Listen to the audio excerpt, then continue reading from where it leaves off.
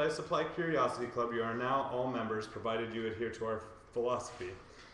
Ex Curiositas Scientia. We pledge to learn without prejudice in pursuit of our mutual goal, perpetual noviceship.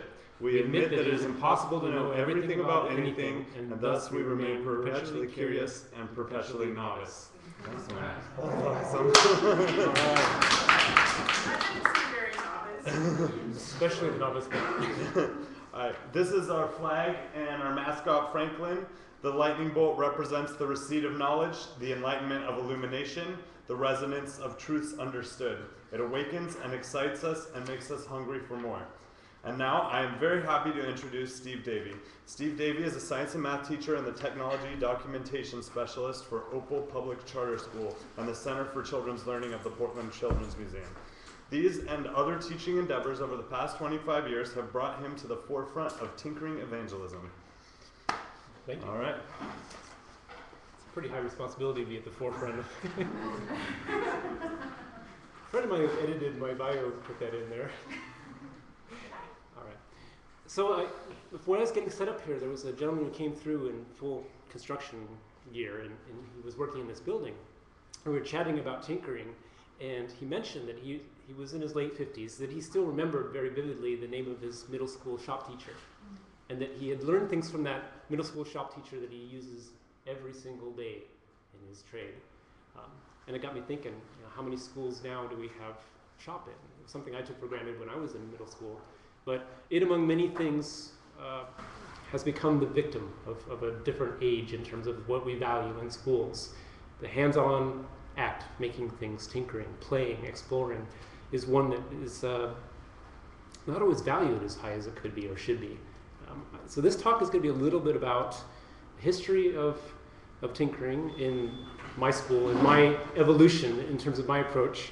I did start a long time ago. This was 1948. This is I love Photoshop. I imagine, though, that this would have been a fantastic class to have. This poster caught my eye at the Kennedy School. And this was an actual class that obviously got together and built birdhouses together. And at first glance, I looked at this and I said, oh, that's pretty cool. They all made the same thing. They all made the same kind of birdhouse. Some of them even made more than one. But then when I took a closer look at this photo, I noticed something really interesting. There were a lot of kids who, for whatever reason, and I can only imagine, this is 1948, made entirely different birdhouses, different designs, completely different from each other. And I imagine, when I try to think of these folks who are mostly probably still alive, are they the architects of today? Are they our builders, our thinkers, our tinkers? Are they the ones that stood out because they did their own thing, they had the opportunity to do so? This is my personal hero.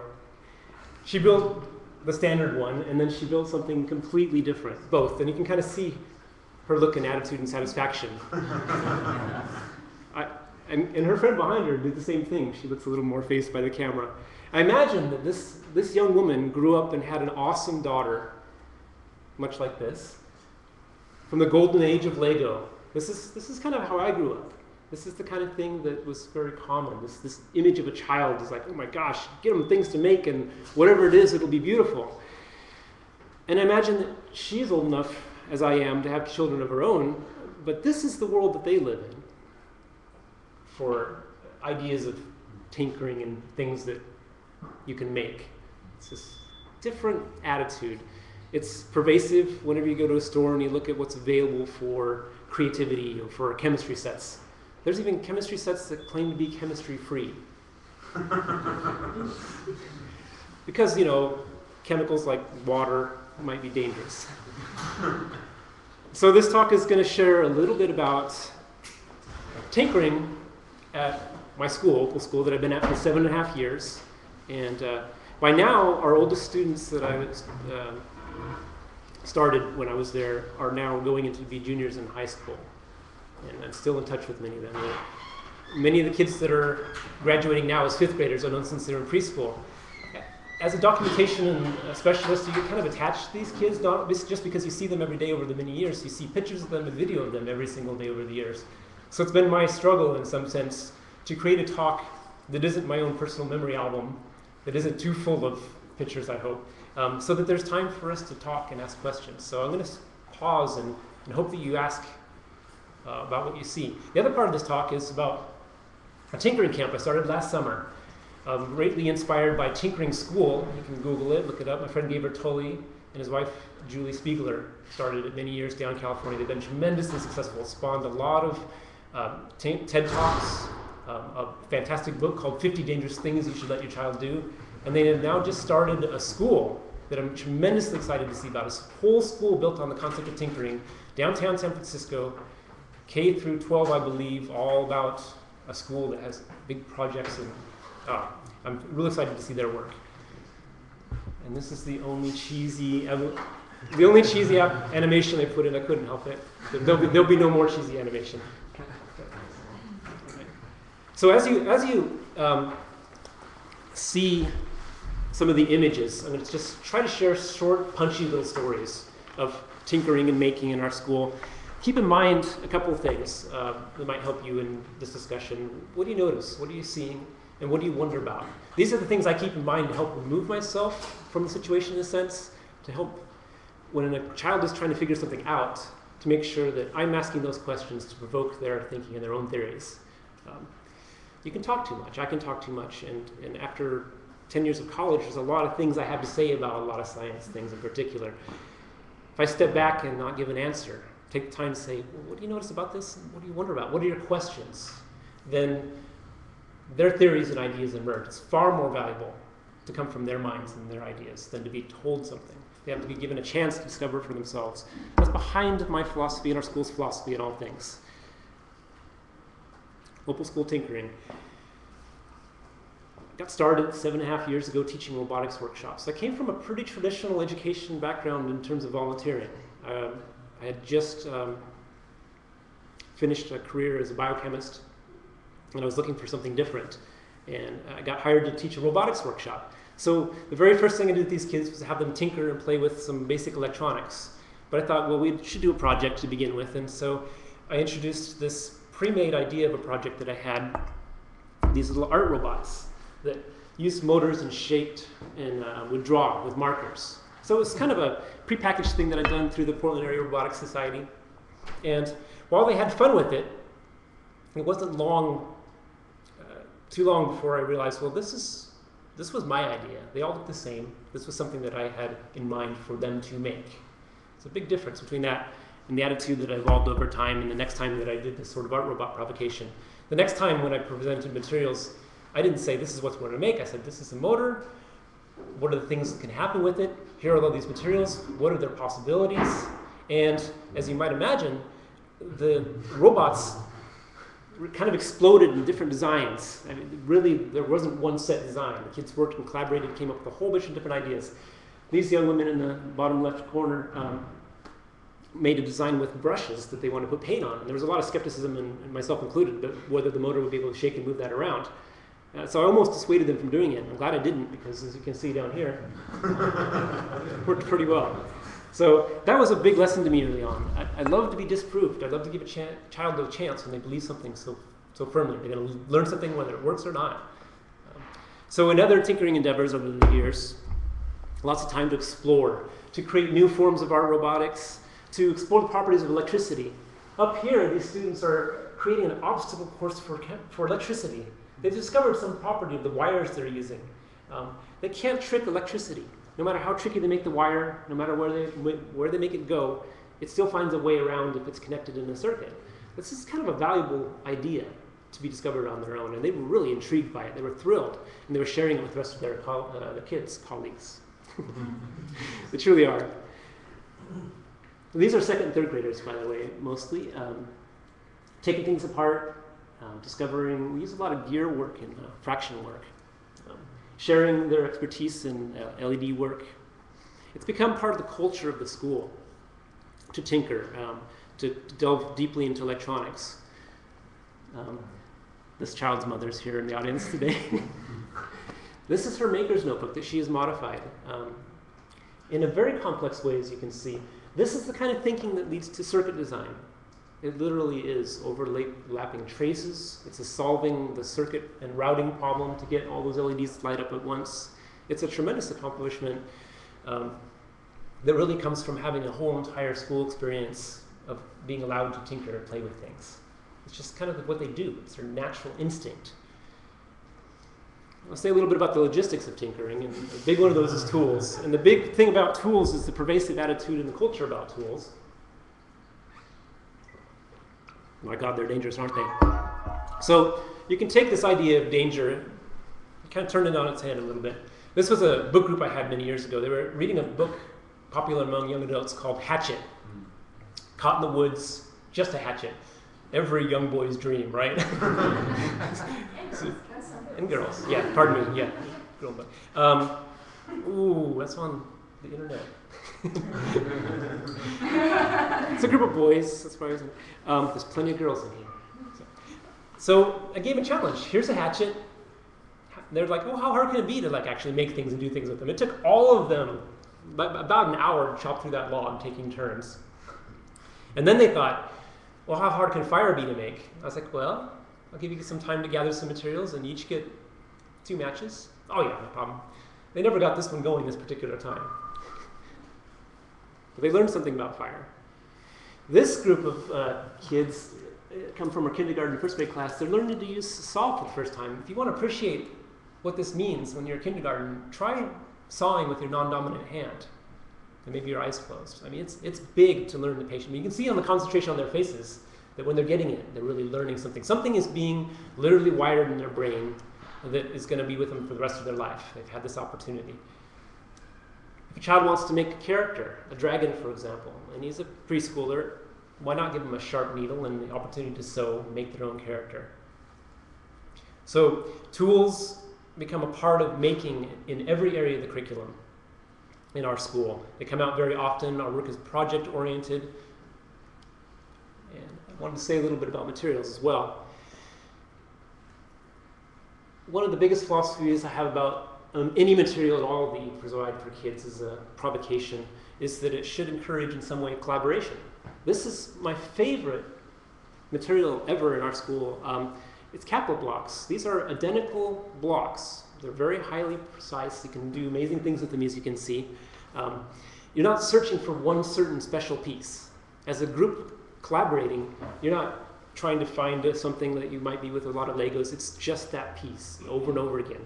And as you can see, tremendous things are possible. Even more interesting when you notice where they are. They're standing on a table.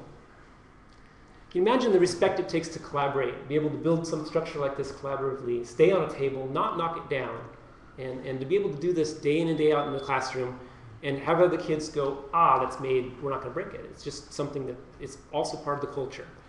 So you can see on their faces, that's pretty tall. If you're not at our school and you're seeing it for the first time, some of our visitors go, well, could those blocks fall down? And what would happen if they did? They're kind of high. I never thought that until it was asked of by a visitor, because I've never seen it. Hi guys, welcome. This is the goal with these kind of materials, is providing this opportunity. You can, again, as documentation specialists, I get to look at pictures like this and know that this young girl made this structure actually in the context of telling a story. This story has been published. So the act of making something actually brought out her story and led to a published story that she's now an author as a kindergartner. Big question I have with blocks in particular, and these are 5th graders. Blocks are really, really cool, so why do we take them away? At what age and what classroom do you not have blocks anymore? And as creative people here, I think, I'm speaking to the choir a little bit, we all have our own form of blocks, I think. They might evolve to be construction materials or blocks of code, but metaphorically, they're the units of construction, of collaboration. Why take them away? This was math not too long ago, breaking out the old school Legos, to investigate design, concepts of volume and surface area, and it turned out to be the perfect material for this. So I wanted to limit myself to talking a little bit about science in particular when it comes to tinkering, because it folds in so nicely, and that's one of my biggest passions. Again, a little bit of history. This young student on the left here has graduated several years ago. This was when he was in preschool, and he and I were investigating and talking about theories of water and buoyancy. By the time he was a 5th grader, he would come up to me every single day with a new idea about water and light and a new question and a new way to investigate it. He made this double slit yogurt lid to investigate the properties of double slit interference, because he'd read something about it or heard about it. He was curious, so he was able to demonstrate it in water, what happens with wave interference when they go with 2 slits. So there's a mystery going on here he's wondering about. This went on for months. I could do a whole talk on that alone. Here are kids that are investigating hydroelectric properties. This was in the context of studying the Dalles Dam and the loss of Sligo Falls. As part of science, we did a lot of study about what it means to generate water with electricity. This was not too long ago. A small math group of mine had the chance to explore lenses. I didn't give them any optics introduction whatsoever. I just wanted them to kind of play with the idea of lenses and see what it is they wondered and thought about. And one of the mysteries that came up really quickly, in particular, was why the heck is this happening? Hold up a lens and you get an inverted image. So I challenged them. What can we do? How can we figure this out for each other? And of course it was solved with blocks. They built their own little rig using blocks and had their theories up about what was going on, about how this might happen. Other students have built their own science rigs in the past. This one was a variable angle ramp made by these young girls who wanted to investigate ideas of balance and angles and friction. Another group decided that they were going to build a seesaw and borrow some preschoolers to investigate properties of balance. So, as you'll see in a little bit, we love to borrow our preschoolers and get them involved with this sort of thing. When you can't borrow a preschooler, you make your own. This preschooler was an analog sewn from the dimensions of an actual kid. So they actually called it Zarin.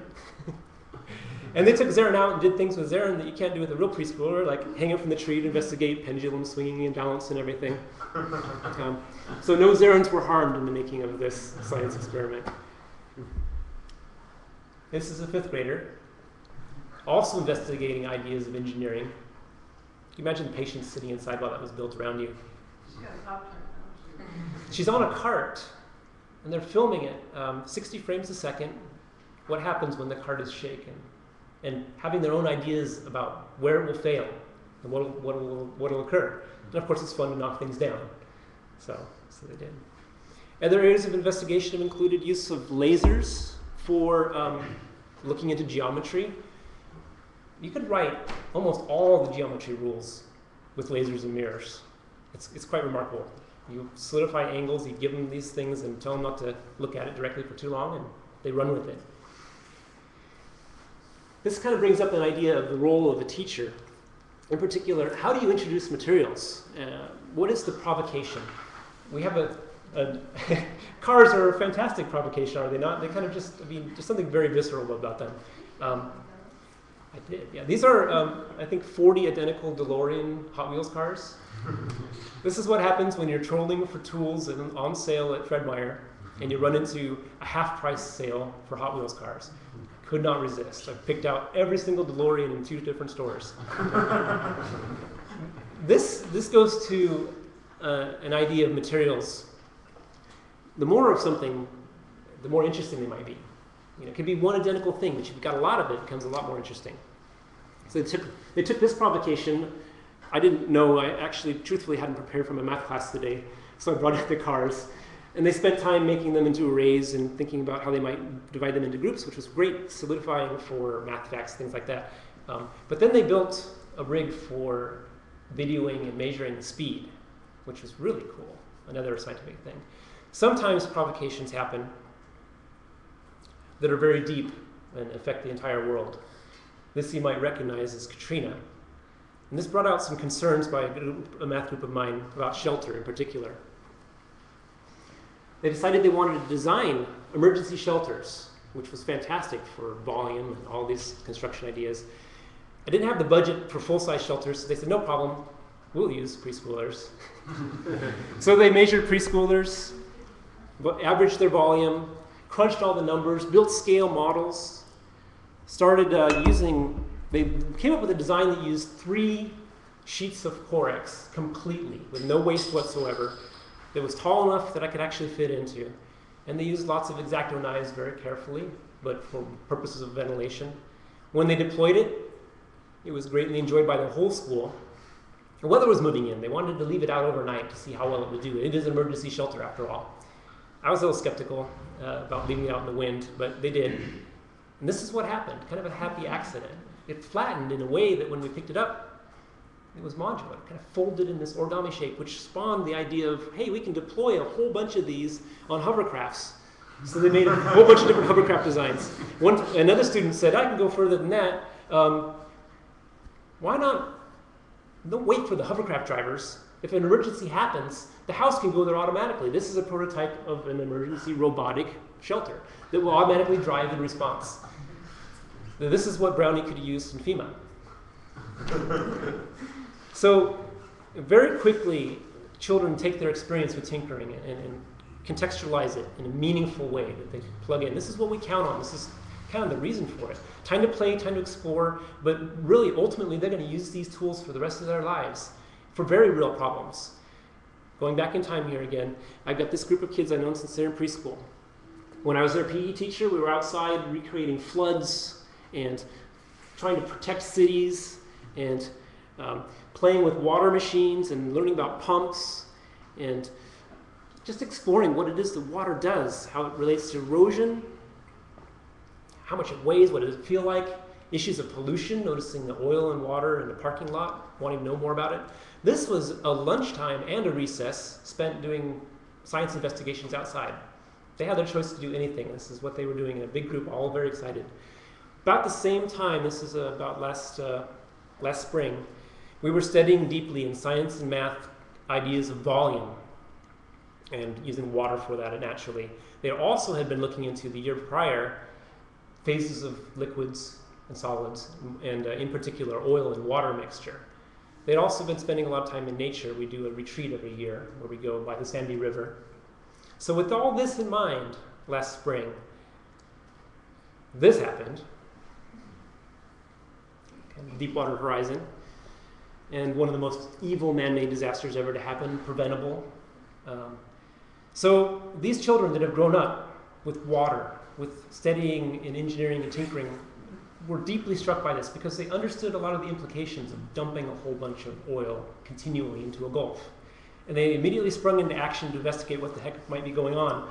So they built a model with a model little island and a spilled oil derrick with linseed oil, which is pretty benign but smells pretty strongly, to see what happens with oil and how quickly it just kind of spreads out and gets everywhere.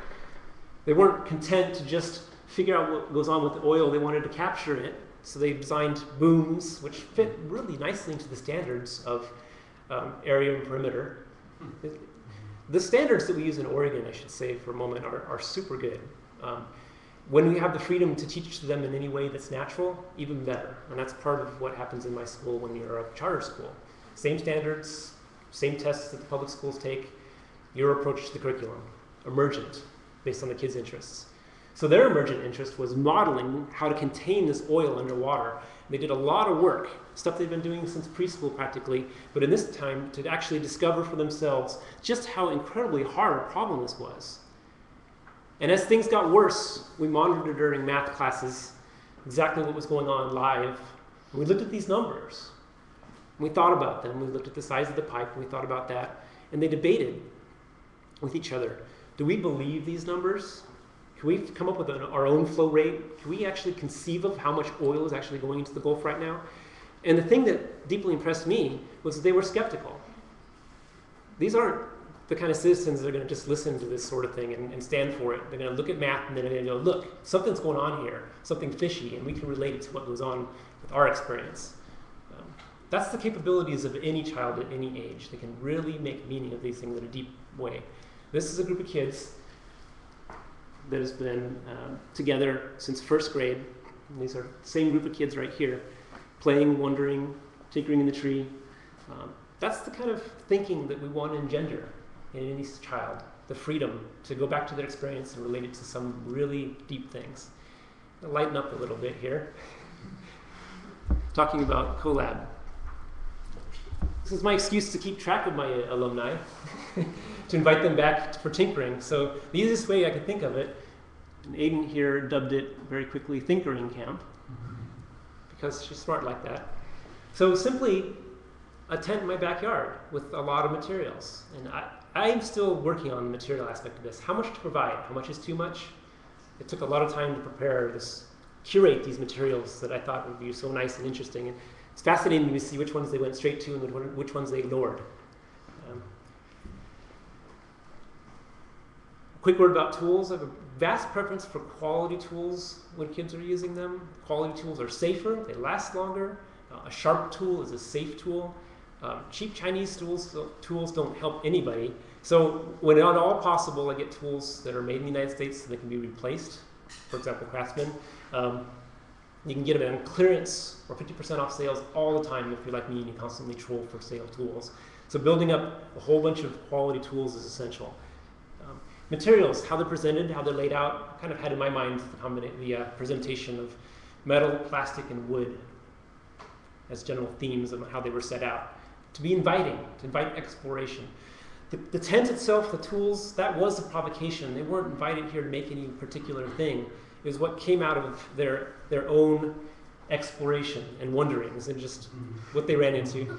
So they took apart a lot of things, shared with each other what they discovered, burned a lot of things with the heat gun, a surprise favorite tool.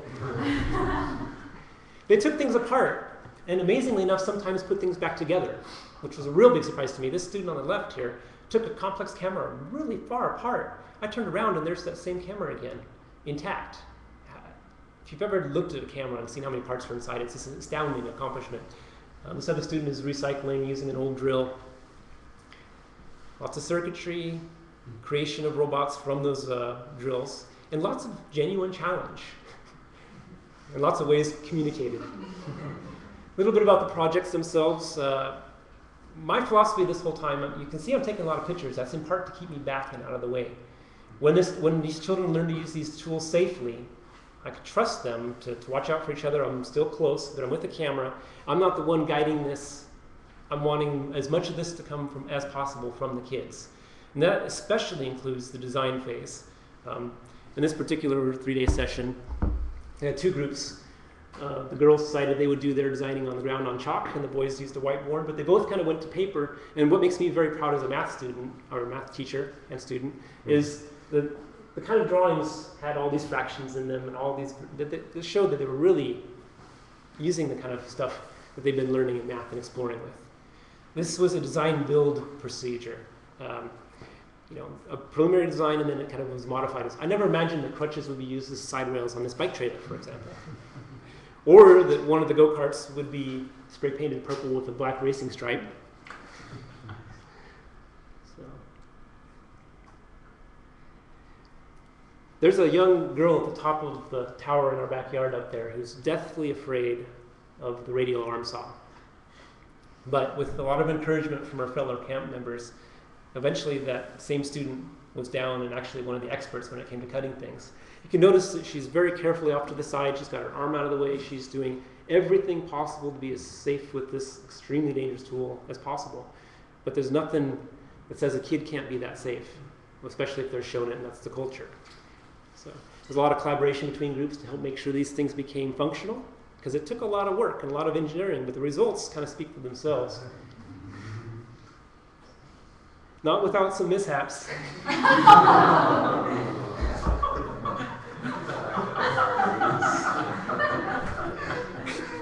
So right after this was taken...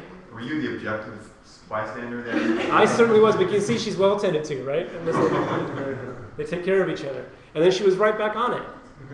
But not only was she right back on it,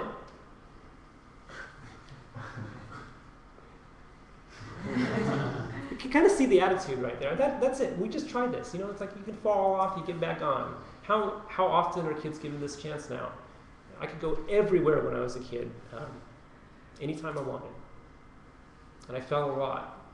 I'm here, a better person because of it. Anyway, the go-kart was a great success. This is a kind of a little compilation of some of the things that were built, larger projects. Run around with the bike trailer. This is the Pega unicorn, or Pegasus, or Pegacorn. Very important that this is adorned, because it's an important part of the design that it has wings and a head.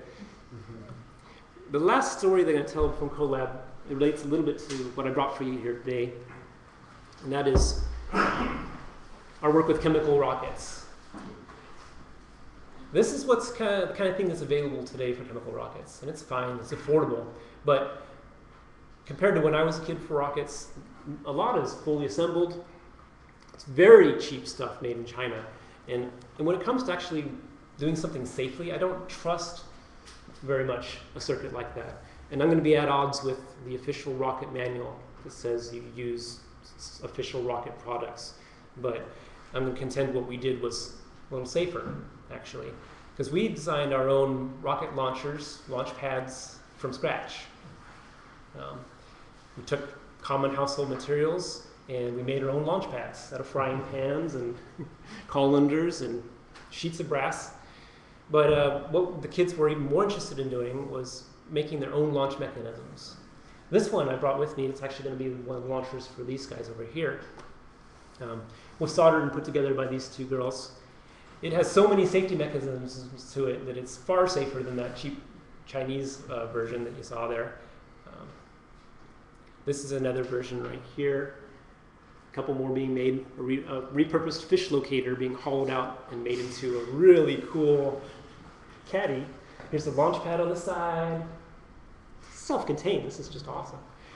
This particular one had so many safety features. You had to flip 5 or 6 switches, and the wiring underneath this has to be seen to be believed. It is all these LEDs, different paths of circuitry.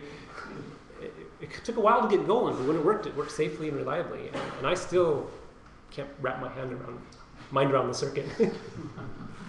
So a big priority when you're introducing all this electronic stuff and any materials at all is to keep in mind the importance of spreading peer-to-peer expertise and authority. I might show something to somebody, but if I show one kid, I'm more interested in having them go on and propagate that to other kids.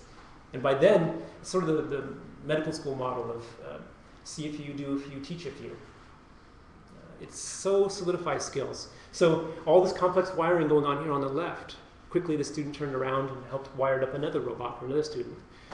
This student learned how to solder rather expertly and quite a bit quicker than I did. And this is with leadless solder, because as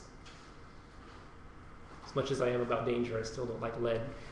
But she quickly was sharing and showing all the rest of her campers this new skill of hers. Most important element in all of this exploration is just to be playful, to make time for it. These were long days. These were 6-hour days. We took lots of time off just to mess around and play. And while we were building, a lot of fun things happened. We took breaks in local parks, investigated more physics, investigated more balance, and played with fire. Because playing with fire is an important and necessary skill. We have to prepare these kids in some ways. We've got an obligation because we have an uncertain future. We don't know what the huge problems of the future are going to be exactly. We know that they will come. We do know who's going to take care of it for us. I would like them to be these kids. I would like them to have the tinkering expertise. So this is my tinkering army. Hacking and tinkering for a better future. And with that, I'll just take any questions.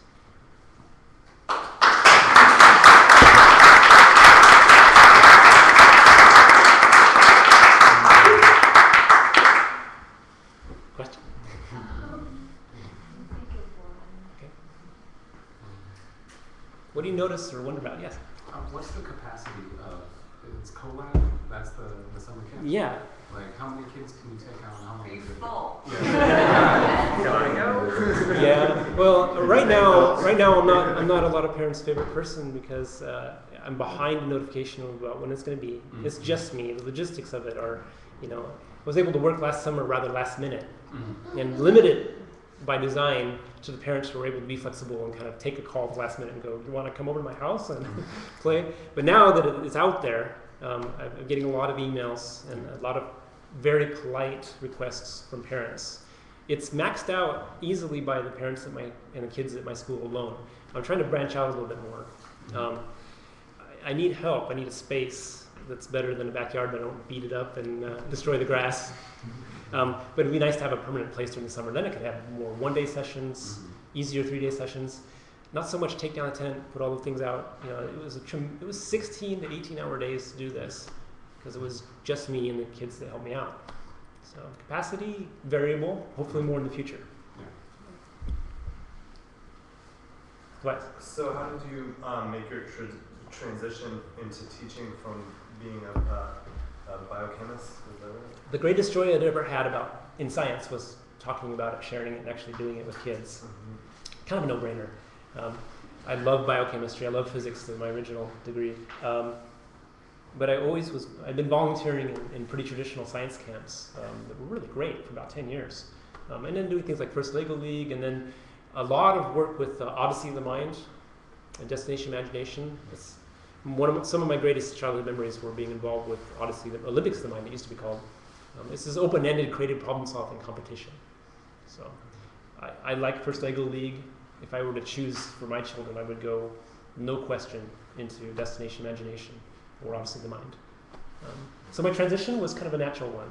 I liked working with kids, and I had a lot to learn from them, and I still do. So when that started happening, I was like, oh my God, this is going to make me so much of a better person.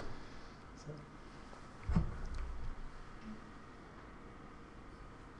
Shall we get to some tinkering? Nobody here is obligated to stay, and certainly you can ask any other questions to me, but I brought stuff for you. A lot of materials, a simple provocation.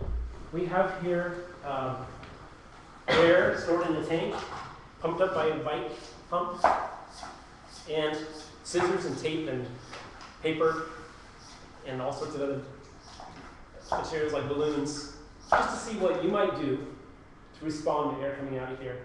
This is the box made by those 5th grade girls, which I think is wired up and ready to go. We were having some success earlier, testing it with a simple little 3, 2, 1.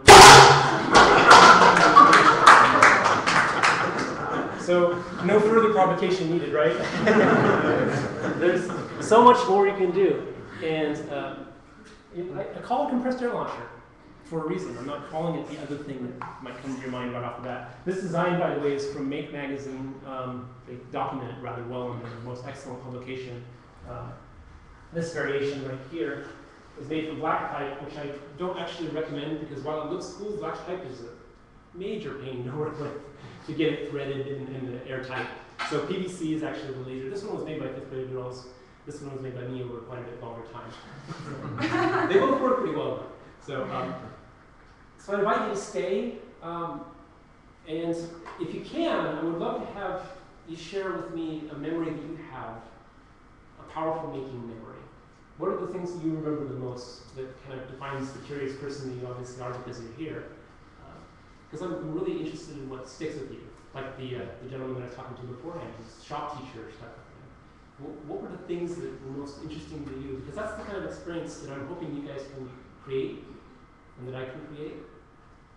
It's something we can easily do. Anybody stick around to make things? Yeah. Oh, I have freebies too for the kids that came. I've got some motors, I've got controllers, got LEDs. Come on up and grab stuff.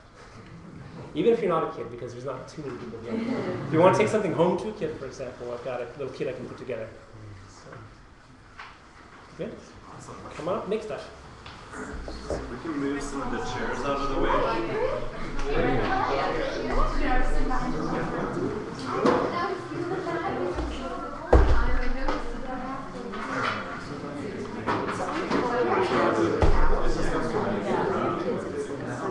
I love Citizens. This is my neighborhood, by the way. You saw this in my playground.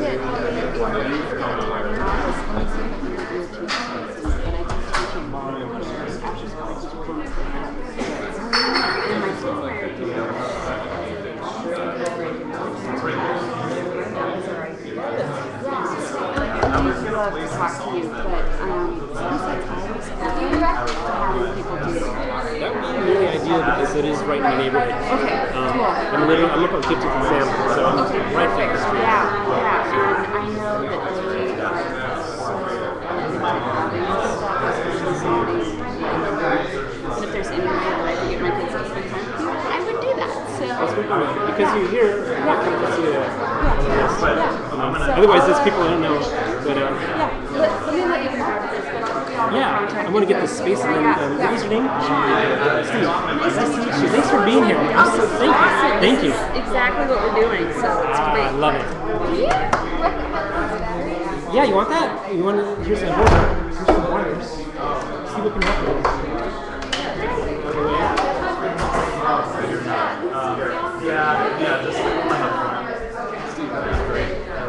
Thank you. What's your name? I'm Nim. Do you remember research? No, it's Nim. Yeah. Nim. Sorry. It's good to see you again. I was like, wait a minute. I know this guy. Why are not schools just like that? You should have asked what the page is or what time it is. Sometime would be happy to volunteer. You would be a fantastic volunteer. I appreciate that. Thanks. Essentially, if it's after July 5th, I can help. That's perfect timing. It really is. Okay, yeah, we'll be in touch because I do have your email. So, that's good. You're going to stick around and make some air launch things? Okay, we'll get some cereal tools out here. Thanks for being here. Well, thank you. I really enjoyed it. You guys have some of the most alive faces I've ever seen. Thank you for that constant fantastic feedback. It's good to see you again. Thanks. Oh, I should mention, if you're making something, it's a little easier to build it around the form here, for this guy right here. So if you want to use paper or anything, it's wrapping it around these makes it a little easier.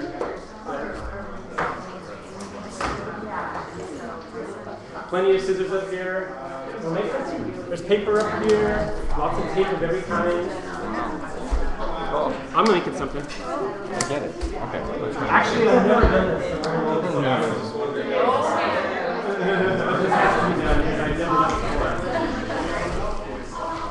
We know what that is.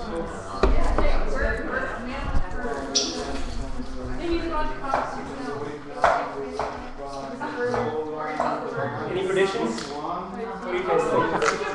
I'll push the button. Okay. All right. Get down.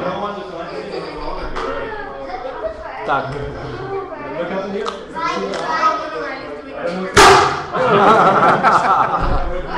That was just 15 pounds. We can go higher than that. It didn't even drop. That's convenient. We can use this now. We want some.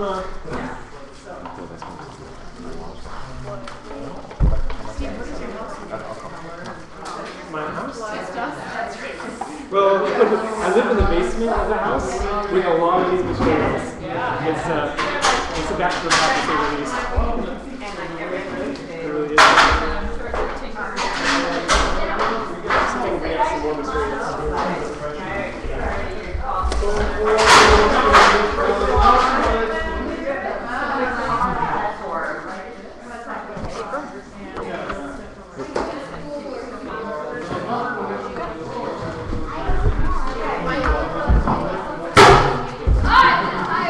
Here's a whole bunch of foam. It's kind of handy.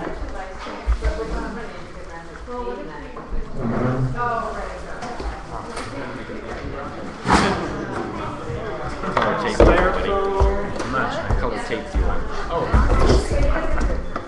Tinsel. You should put that as something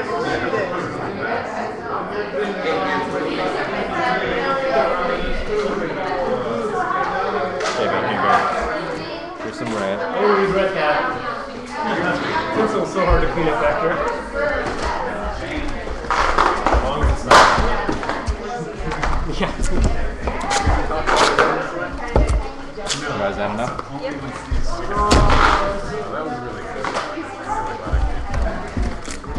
Here is some green.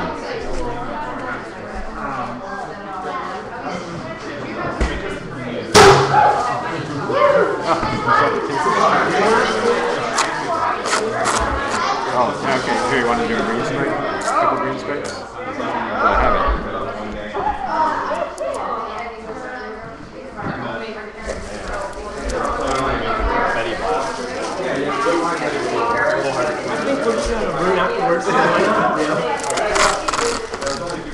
clean it up. We're sticking around. Hey Steve, can I cut some of this? Yeah, anything. It's here to be cut. If you need a tool of any kind, I got lots more. I didn't bring them all out. Fantastic stuff. Thanks, John. Appreciate it. How's it? Oh, Ben. Using multiple colors of tape and a cool pattern emerging. Is this just like party tinsel from It is. Fred Meyer or Yes. something? And it's wonderful, but it's such a pain to clean up outside. Oh. So, No. even inside. Yeah. But it looks really cool. Yeah, I want to put it on a derby card. Excellent.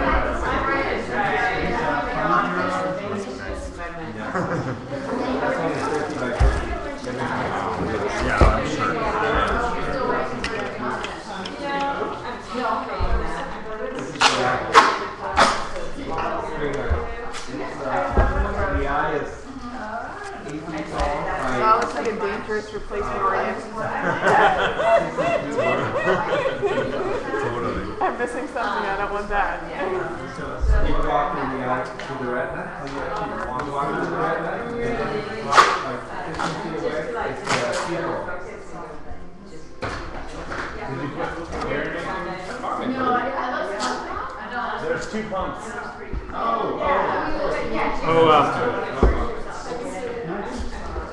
I need to.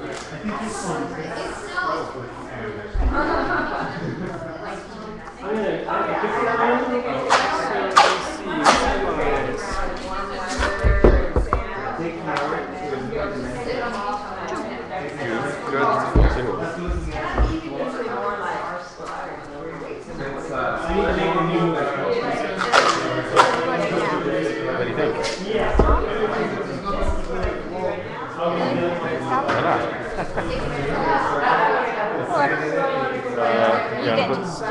How about tape with purple?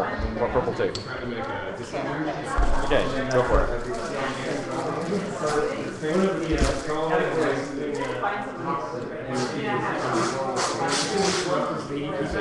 you probably have to make enough tape to make it seal. Gotta hold the pressure.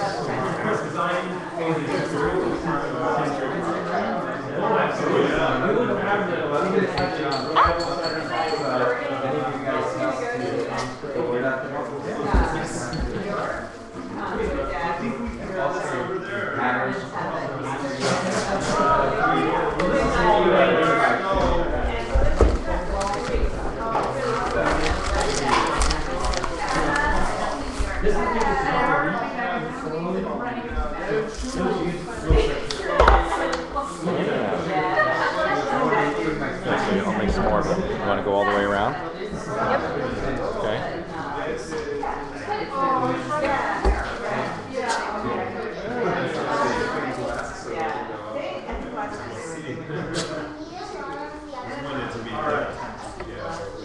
So it's wired to the next time, Marcus. It's all the way down.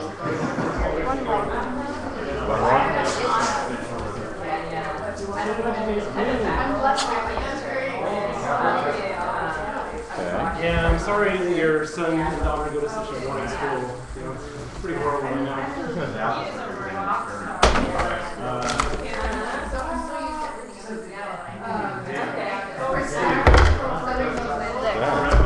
Well, that's good. Great. What else?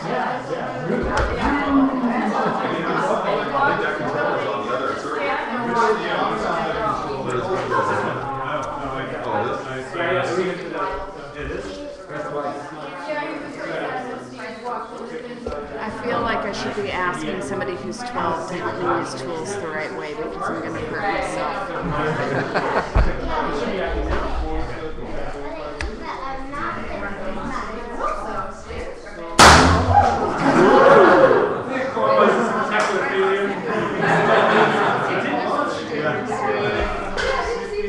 What else you want to do?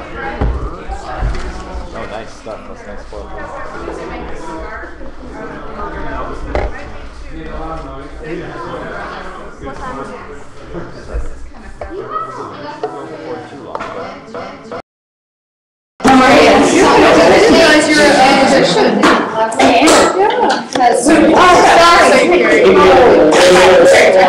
What sort of camera could I use to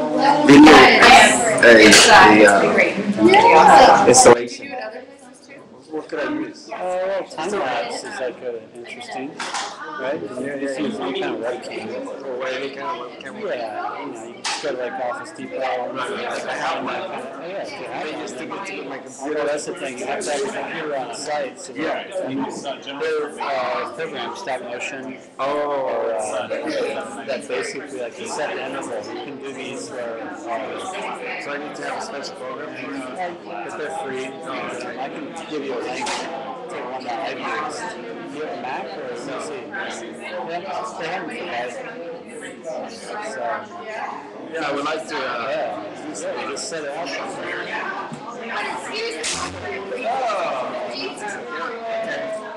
It kind of gives me an idea of what to do. Yeah, you just need to put it up in the corner so you can kind of see the whole space.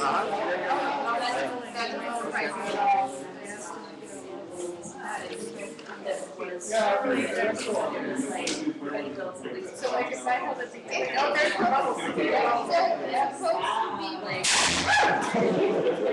Here's the problem.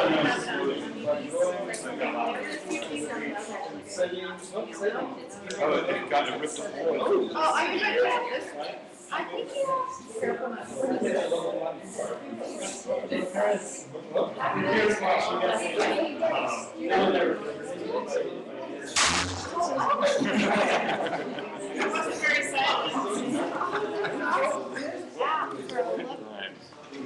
What if we combined our Yeah,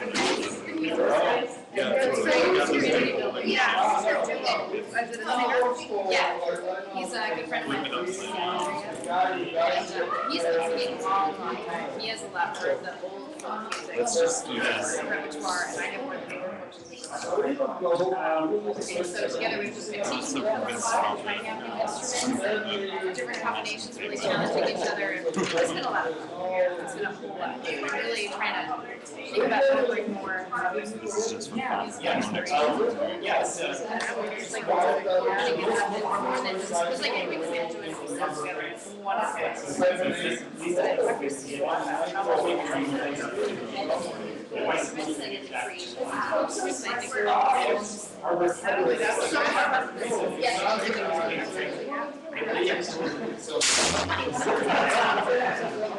and I've noticed when I he is a total like 1-2 guy. Like if you try to, and I'm just 1, 2, 3, 4, 6. Yeah, but it's like, where does that come from?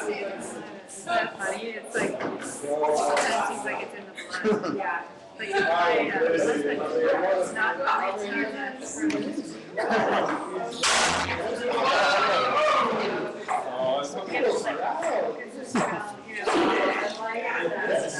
yeah, that's absolutely true. That's not that makes me like that I'm aware. There's rhythm because there's always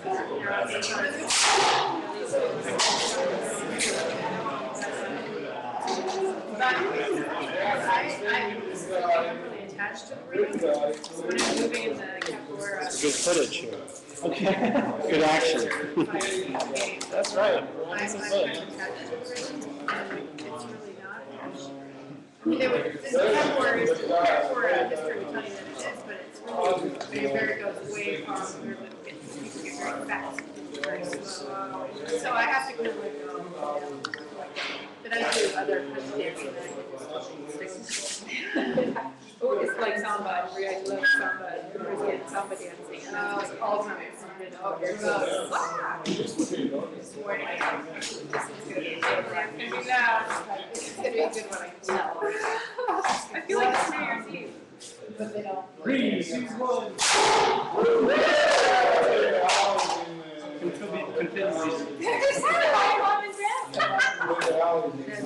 Hi guys. They're online. Oh, are they watching you? Always. Steve's a rock star. Always. Sweet. Really say I love Steve. I love Steve.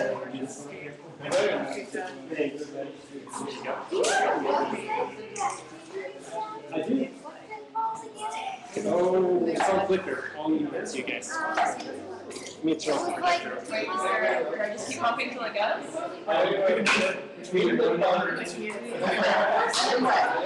Then you press the button. Red button.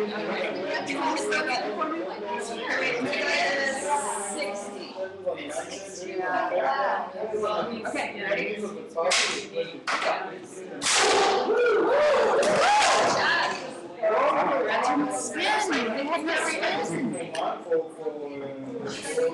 People were asking for me, it's great, there's this guy named Steve, who, he's like, all he does is like technology and like, it's great, there's this guy. That's really good. Now, you know, they're it's great. It's about getting the tape done. Are you making like a dual? She's making a bridge, and I don't know, is it for building stuff on top of, like with templates, or what is the bridge for? You don't really know? You're kind of exploring what the bridge is. Sky's the limit with the bridge. Once you have a bridge, it's never right. You can do anything. You can help people with tape. I'm just going to record a few more.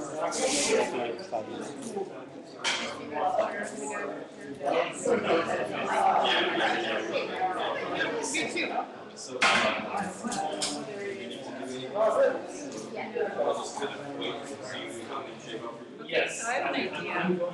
Tell me if you think this will work. I was just going to tape it in the middle.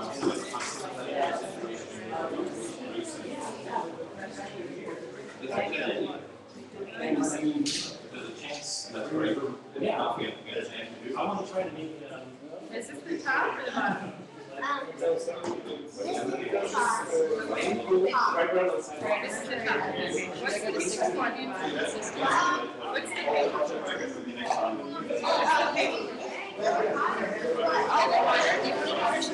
I went to 60 last week. We're going this time. Can you help me?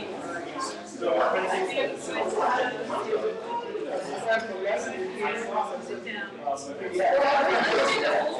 I mean, it's season 1, but it's easier to drive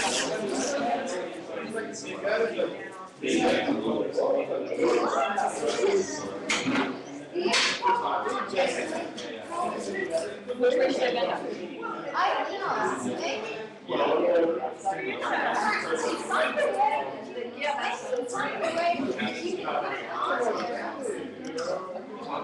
This side, okay. So upside down. Yeah.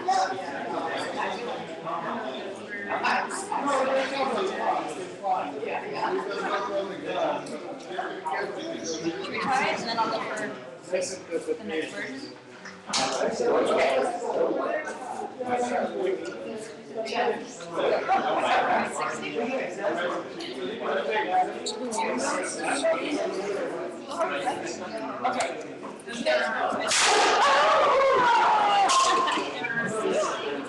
Alright, well we got the rest. I know that we need to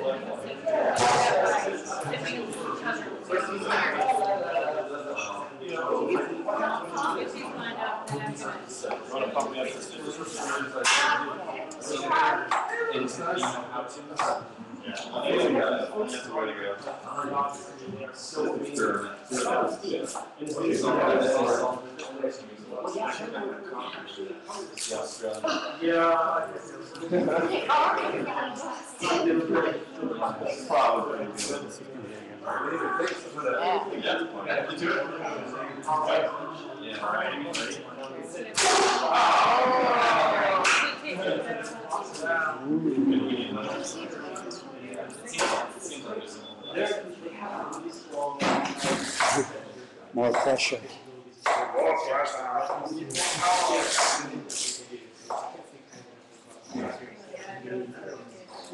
Yeah.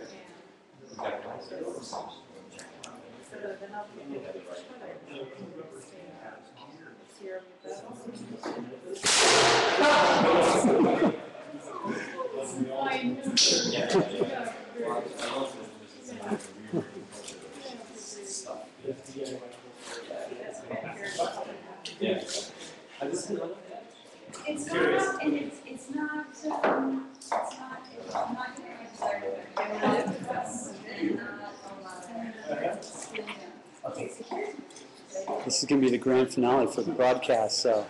All right.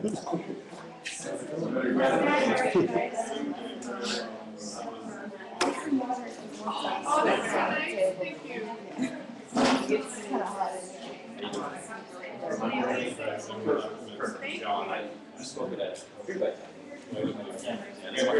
This is my son Ben. Zane. You go with the lot.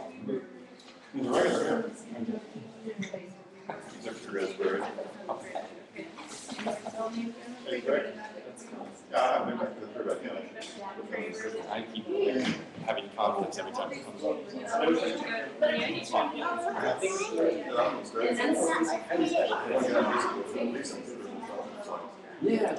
What does it say in terms of pressure? What does the gauge say? Not bad.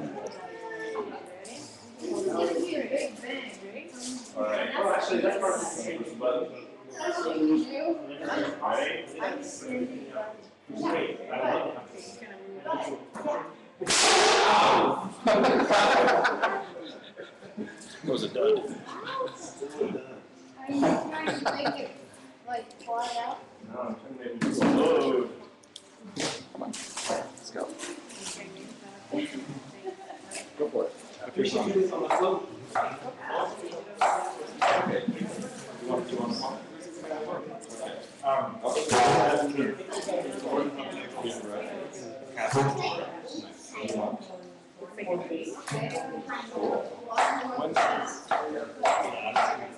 Let's put it on the floor for a second.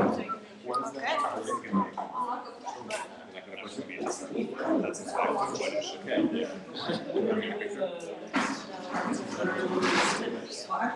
Okay. When's the grade before? June 4th. Is your first time on this one? It is. Oh, cool. Fine.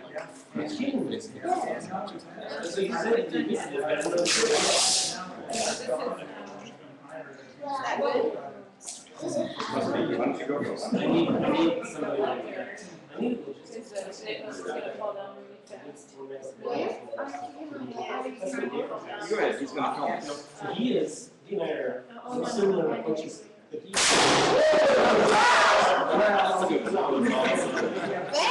Yeah. That's pretty amazing. What are you making? Oh, she wanted to make a bridge.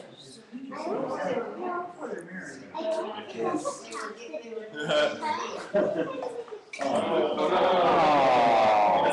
the surprise. I need a redo. Oh, you have the same idea? Yeah, can put glass ones? Okay, Ben. Are you good, Jess? Yeah. You're gonna work out, right? I'll be seeing you. What about 30 instead of 60?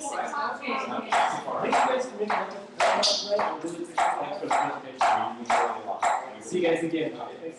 Riley, can I She's amazing. She's everybody's creative and amazing. Some people have that creativity and then this practical social yes. I think that's such a right. A little bit of a shock. Nice. Nice. Yeah. Wow, we should go outside. Yeah, I think I did.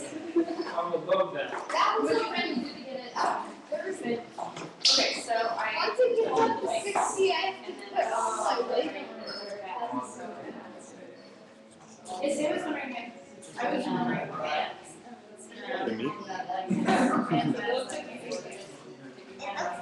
It's good. Yeah, it's good for this. Yeah, activity area. This thing is getting uglier and uglier. I like it. What is that on? No, I think that. Oh, put the hat on your face. Yeah, we got some confetti in there too. Okay. I hope you guys have a push room because I'm no music. Yeah. It's worth it. It's worth it. Yeah. There's always chips and stuff on the floor. I always think. All right. 3, 2, 1.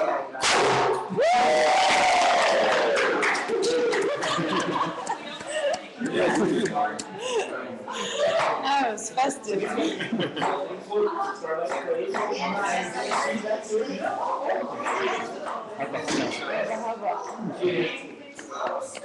Excuse it.